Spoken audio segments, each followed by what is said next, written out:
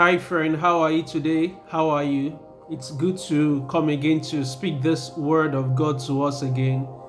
I trust you're doing well and everything is well with you. Glory to God in the name of Jesus Christ. Glory to God. Glory to God. Okay, so let's take a moment to pray. Father, thank you. Jesus, we love you and we worship you. Glory to your name. Please let this word glorify Jesus. Let us not be seen, but be seen through this word, and let your name be praised. Receive all thanks and gratitude, Yahweh. In Jesus' name, amen. Hi. Okay, quick one. I want to talk about offenses. Offenses, glory to God. Offenses are common. We offend one another. On a daily basis, there is a chance that you will get offended by someone at least once in a day. It's highly likely that one day will not end without one person at the very least offending you. It might be minor, it might be significant, but truth is, you are likely to have someone say something to you that will hurt you, something to you that you'll be displeased with, or you will not find a good place in your heart to receive those words or actions or inactions, right? And there is something profound that Jesus said about that. I want to read this to you in the book of Matthew chapter 18 verse 15. Moreover, if your brother sins against you, go and tell him his fault between you and him alone. And if he hears you, you have gained your brother. If you continue that scripture, verse 16, 17, 18, and the likes of it, Jesus gives, the precept to what we should do if your brother does not listen to you. He says that if you've spoken in private with someone who has offended you, and the person listens, glory to God, that's good, it ends there. You have gained your brother means that you've been able to at least point out something, and that person knows how to or how not to act or react the next time. And it says that, see, if you're not able to gain this brother, call 2 or 3 witnesses so that they can go with you on the same issue and then have that discussion again that, hey, I've called you the first time, you did not hear me or you did not acknowledge what you've done wrong. But I want us to have witnesses as to the issue on ground. Then the witnesses will be there. You will, of course, talk about that again. Jesus says that if that person still does not listen to you, then go to the church. The church being the last arbiter, the church being the last umpire, right?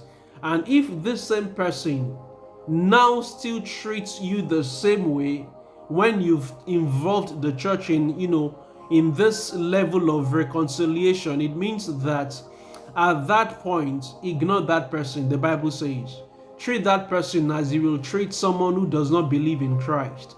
Glory to God. But I said that so that we can know, the entire picture that this is saying. But my emphasis is on verse 15 that says that if your brother has hurt you, the first step is that you go to that person to let that person know that, hey, you have done me wrong. I am not happy with what you've done. See, it goes a long way when you're offended to say it, clear it, and let it be solved rather than harboring, dissent in your heart, rather than having contempt in your heart. Offenses will come. If someone offends you today and you're hurt, another person tomorrow, let's even be minimal. Let's say one person offends you every day, so that's 30 offenses in a month. Are you going to get angry with 30 offenses in a month? Are you going to get angry at the very least 30 times in a month?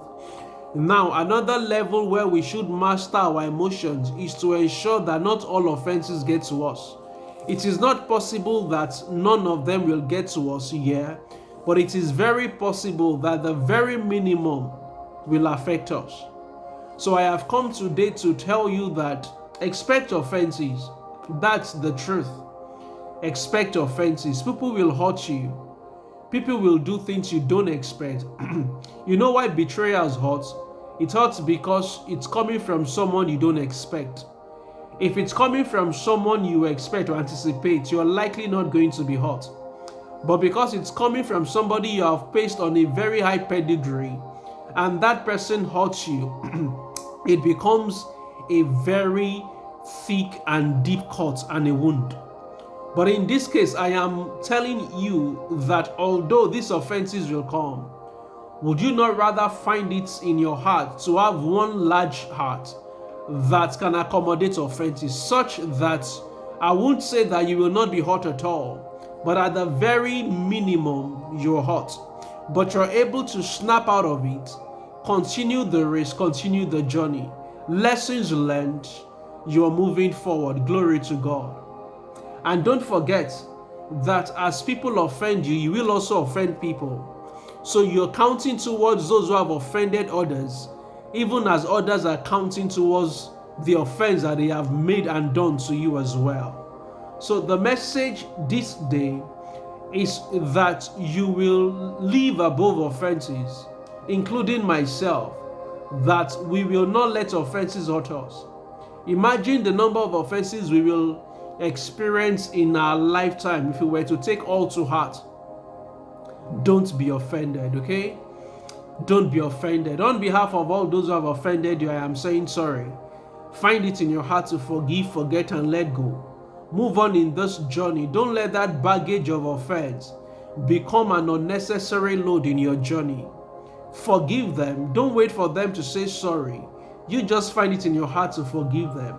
Like the verse 15 of this scripture says, Matthew 18, that moreover, if your brother sins against you, it's your brother that is at fault, so he's the one that has sinned against you.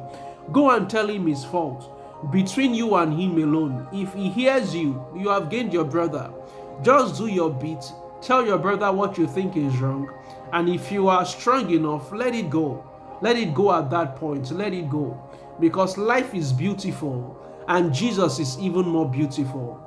I hope you understand what I am saying. Start this new week and the rest of your days on earth not harboring offenses. It is not easy, but it is possible. With God, all things are possible, and you serve a living God. Call on the Lord if you have challenges, not taking note of offenses. Tell him to help you. Frankly, he will help you. That God, I think I put offenses to heart too much. Help me not to put them to heart. Help me to look over them and continue this journey blissfully. Jesus is more than able to make that happen for you. This is the word of the Lord for you tonight and for myself as well. That let's grow above offenses. Offenses will come, but we should live above them. God bless you and cause his face to shine upon you. Have a wonderful week. Bye.